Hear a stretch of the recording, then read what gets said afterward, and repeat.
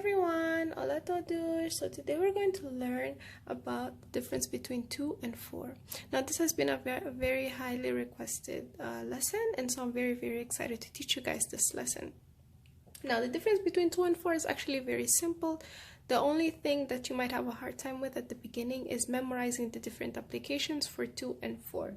But if you make use of these words every single day, I promise that it will be very easy for you to use them, to know how to use them, and within your mind you'll automatically know if you're using it incorrectly or correctly. So let's get on with the lesson.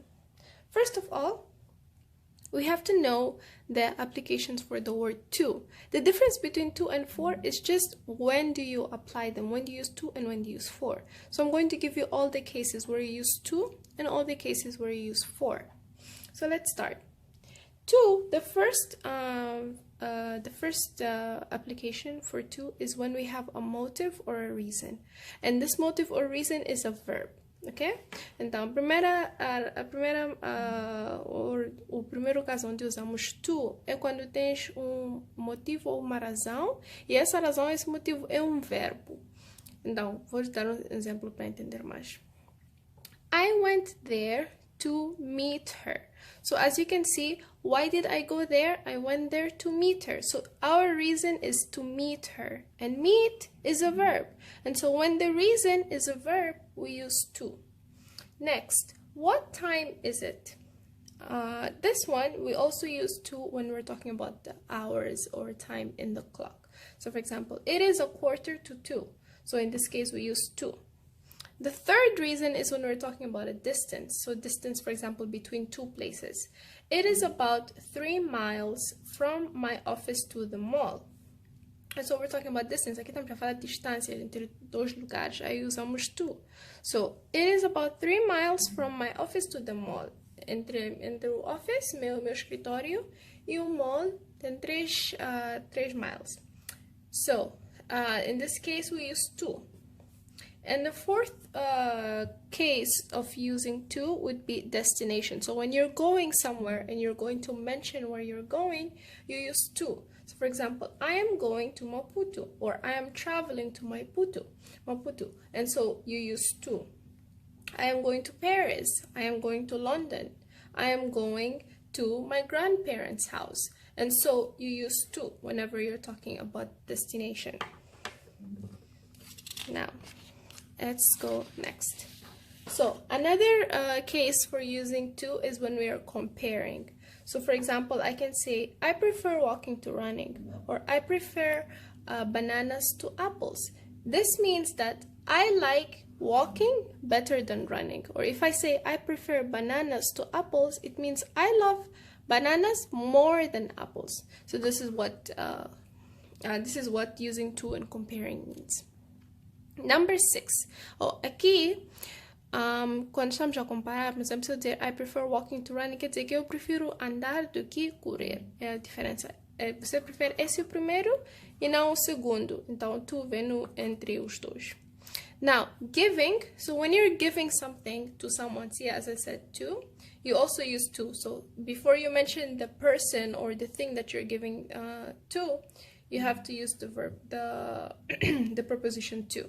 So we have given the books to her. And so who did we give the books? We gave the books to her. Okay, so we use to before the object. Okay, or I gave the books to my mom. I gave the pen to my teacher. And so to comes before the object that receives what you're giving. Então, quando quer falar da pessoa ou a coisa que recebeu, que você está a dar, o objeto, então pões to. Objeto não quer dizer a coisa que estás a dar. Quer dizer, objeto, estou a falar de tipo de sentence. So, object, temos sujeito, temos objeto, é isso que eu estou a falar.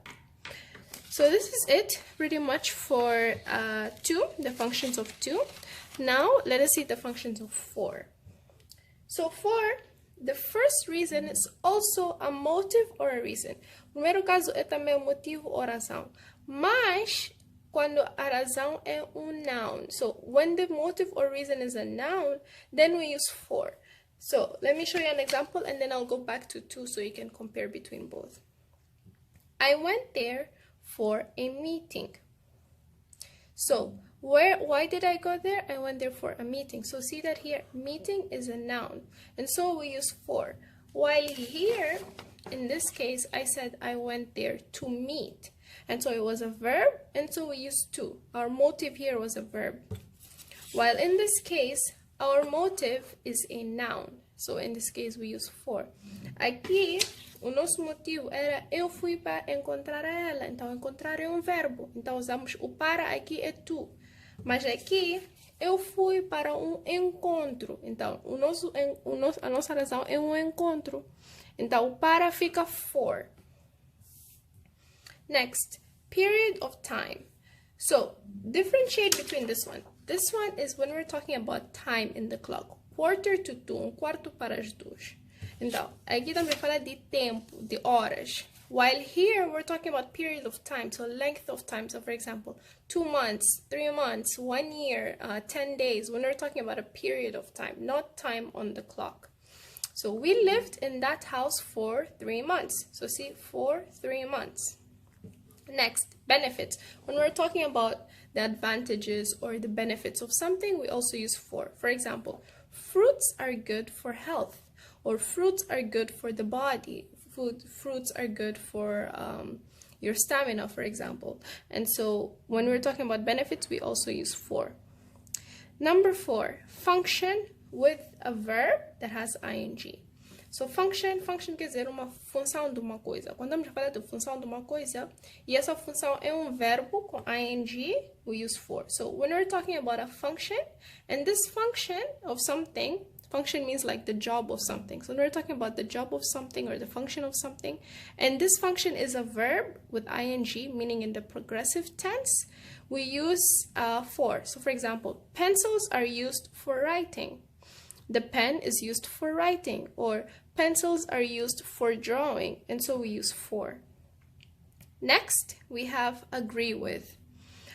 Agree with. So here, this is when you are like agreeing with something, or when you do not object something, then you use for. So here, are you for or against children's rights? So are you with or against children's rights? For example, you can replace for with. Are you for or against children's rights? Então aqui quando concordas com algo, então podes dizer for. Por exemplo, concordas com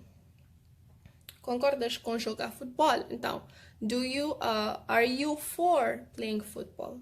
Então é isso. Next, the 6th reason would be doing something to help someone. So for example, could you carry these books for me? Could you cook this dish for my mom, for example? Or could you carry these bags for my grandfather? And so whenever you want to do something to help someone, you can also use for. So it would be for the person, for this, for her, for him, for my mom, for my dad. And this is the last case. Last case é quando queres fazer uma coisa para ajudar uma pessoa, então vais dizer, eu vou fazer isso para essa pessoa. Então esse para fica for. Eu vou lavar as roupas para minha mãe. I will wash the clothes for my mom. And this is the last one. And that is pretty much it for this video. I hope it's very clear. See, it's very, very simple. All you need to do is know when you have to apply each word. And if you just look at these rules and then you look at your sentence and you see where does my sentence fit, you will know if you should use for or to. Thank you so much for watching. I hope this video was very clear for you guys, and have a great day. Stay safe and see you next time.